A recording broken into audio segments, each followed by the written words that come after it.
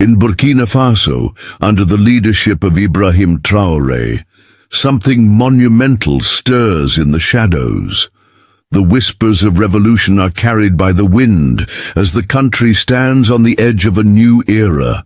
A nation once plagued by colonial legacies and foreign influence now stirs with the fire of change. The military leadership of Traoré has become a symbol of African unity, an embodiment of a new generation ready to face the ancient forces of neo-colonialism.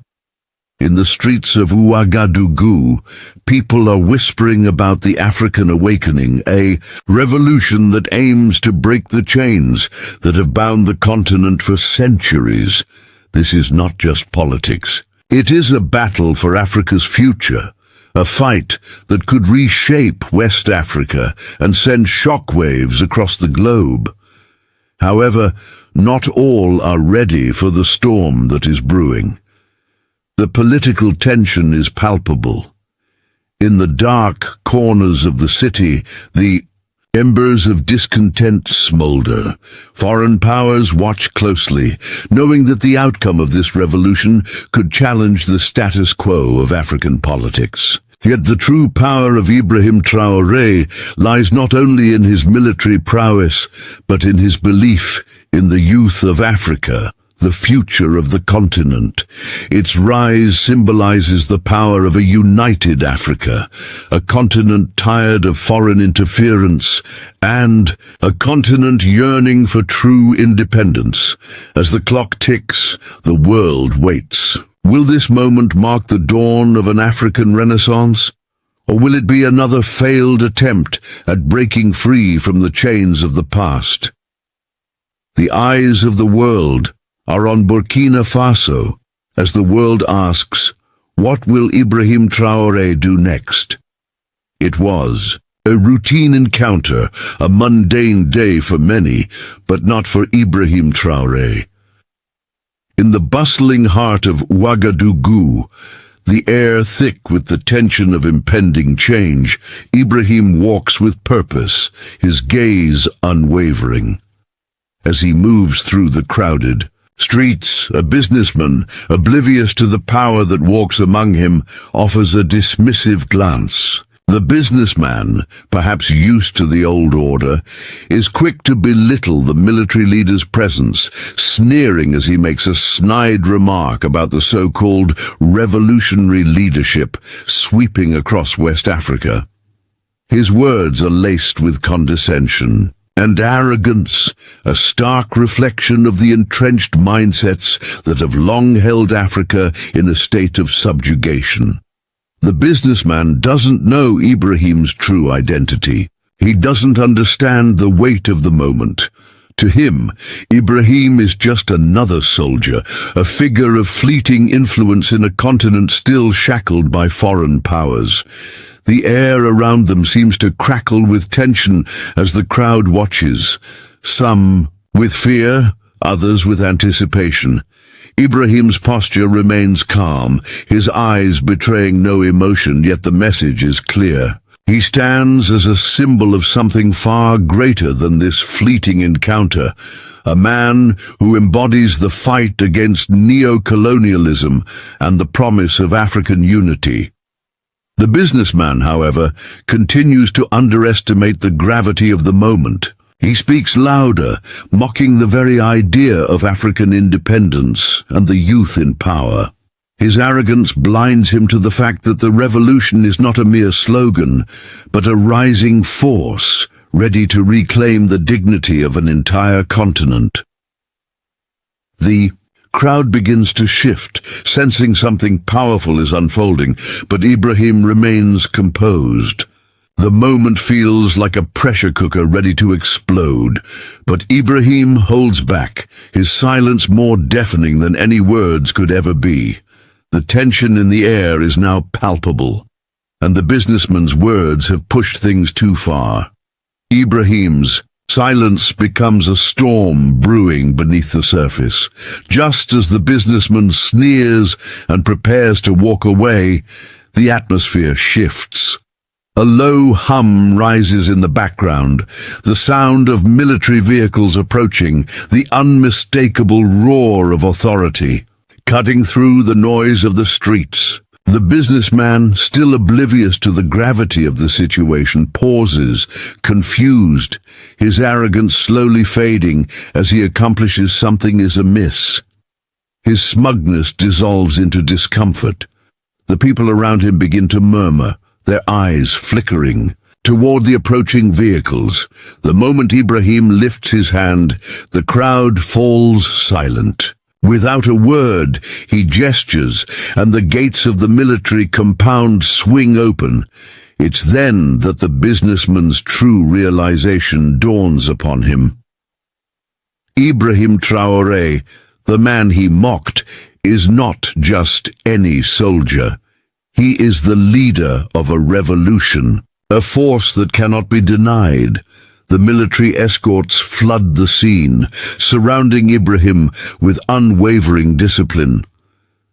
The businessman's face pales as he looks around, suddenly aware of the magnitude of the man before him. His eyes widen, the full weight of the moment crashing down on him.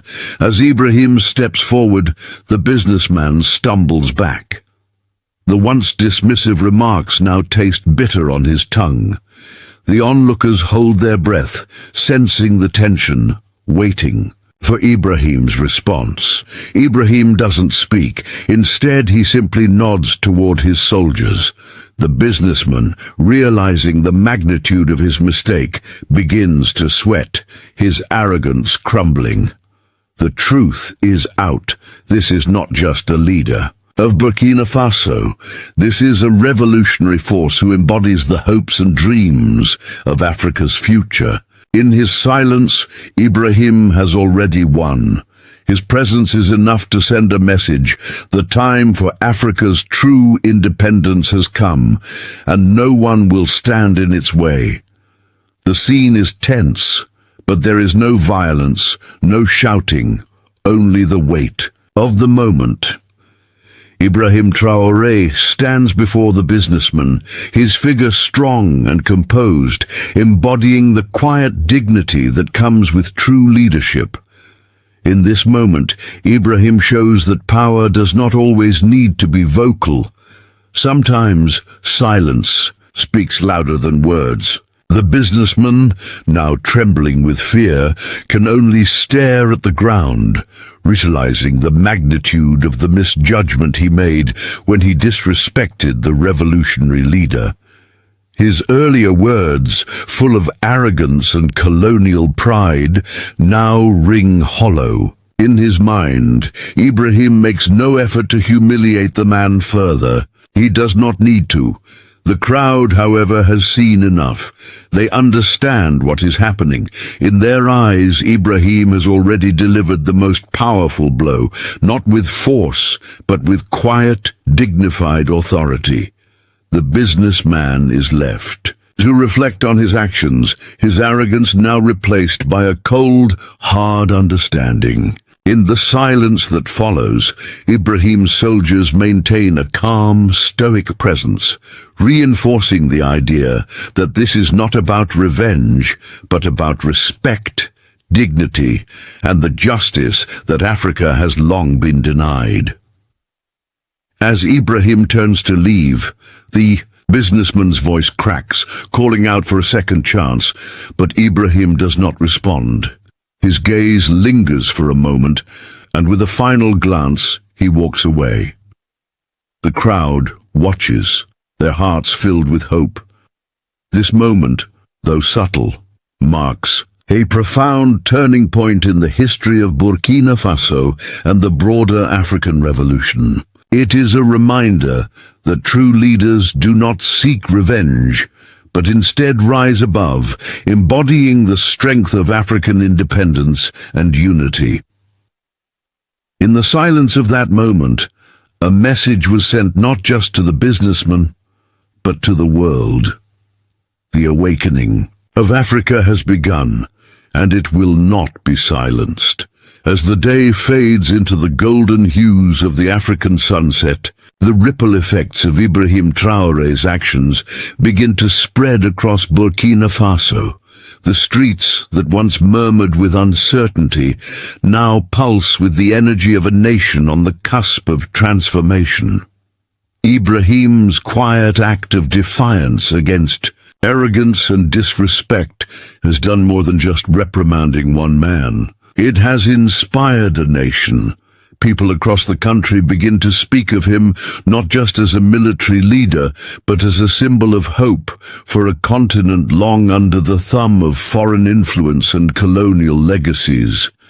Ibrahim Traoré is no longer just a figure in Burkina Faso. He represents a new generation of Africans reclaiming their dignity, their future, and their identity. His leadership is grounded not in violence, but in the strength of conviction. As the world watches, Ibrahim's actions challenge the perceptions of Africa's future. He has become a beacon for African unity and independence, standing firm against the tides of neo-colonialism. His revolution is not just about the political struggles of Burkina Faso, but about a broader Pan-African awakening. As he walks through the streets, Ibrahim is met with cheers from the youth who now see in him a reflection of their own power. They understand that the revolution is not just about one man, but about the collective will of an entire continent rising from the ashes of its painful history. Ibrahim Traoré has sparked something far greater than a military coup. He has ignited a movement that will shape the future of Africa. This is the beginning of an African renaissance, a new chapter in the continent's long and complex history. And the world, now paying close attention, cannot ignore the force of this African awakening. In the quiet moments between the uprising and the world's gaze, a deeper struggle continues. Ibrahim Traoré's revolution is not just a military coup. It is the embodiment of Africa's long struggle against the remnants of colonial rule. For too long, African nations have been pawns in a global chess game, manipulated by foreign powers seeking to control the continent's wealth and resources. Burkina Faso, under Ibrahim's leadership, stands at the forefront of this challenge. The question is not just how to defeat foreign. Ibrahim's actions, as calculated and deliberate as they are a direct response to the forces of neo-colonialism that still hold sway over much of Africa. It is a struggle that reaches beyond borders, one that connects the dots between nations, across West Africa, and even the broader African continent. The military coup that brought Ibrahim to power is not just about Burkina Faso's future. It is about all of Africa's future.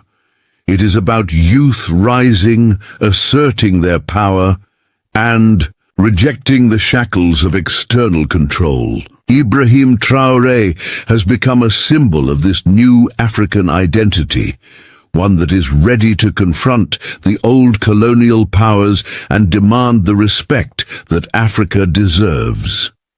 The message is clear. Africa will not be controlled.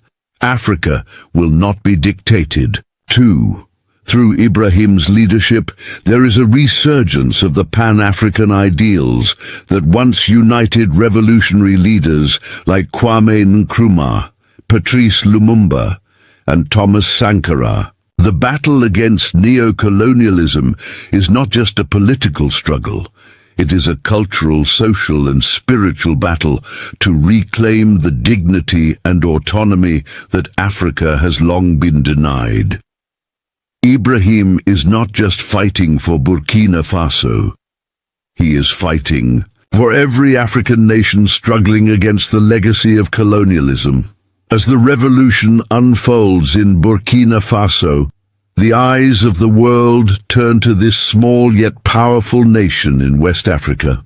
What started as a local uprising against corrupt political structures and foreign exploitation has quickly become a global symbol.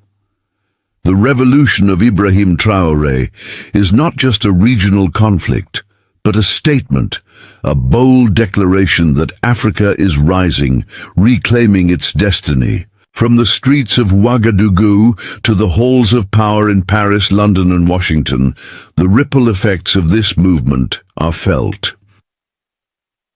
In European capitals, leaders who once viewed Africa as a source of cheap resources and influence begin to feel a growing unease. Ibrahim's anti-colonial rhetoric resonates not only in Africa but across the globe, inspiring other nations to question the traditional structures of power that have long kept them subjugated. The message is unmistakable. The days of foreign dominance over African soil are numbered. As Western powers scramble to respond to the shifts in Africa's political landscape, they are confronted with an uncomfortable truth. The African revolution has begun, and it will not be stopped. But the impact of Ibrahim's revolution is not just felt in Europe and the West. Across Africa, a collective awakening begins to take shape. From Lagos to Dakar, Nairobi to Abidjan, Africans are watching closely. The youth, especially, are inspired by Ibrahim's resolve.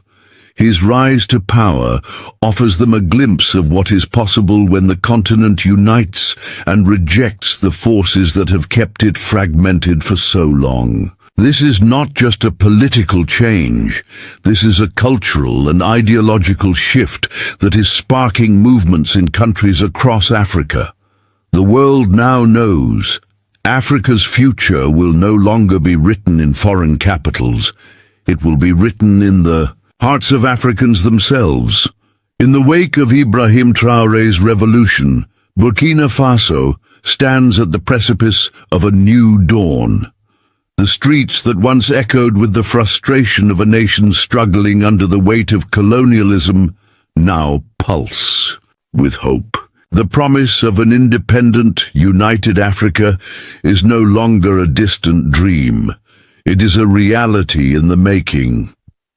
Ibrahim's revolution has ignited a spark that will not be easily extinguished. It is a beacon of possibility for every African nation that has long fought against external domination and internal corruption. But while the revolution is a moment of triumph, it is also a moment of reckoning. The road ahead is not without its challenges. Neo-colonialism has deep roots, and the forces that seek to maintain control over Africa will not go quietly. But Ibrahim Traoré, the revolutionary leader who rose from the ranks of the military to lead his nation, is not one to go back down. His vision for Africa's future is clear. A continent that is free from the shackles of foreign influence, a continent that embraces its own power and potential. His revolution is not just about political change. It is about reclaiming Africa's identity, dignity, and place in the world. As Ibrahim looks to the future, the world watches with bated breath. Will his leadership inspire nations to rise up and demand their own independence? Can Africa truly unite in the face of global pressures? These questions remain unanswered, but one thing is certain. Ibrahim Traoré's revolution is just the beginning of a much larger movement. Africa is rising, and the awakening of the continent has only just begun. This is Ibrahim's legacy.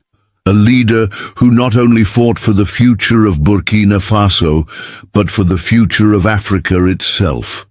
And in the heart of this revolution, one truth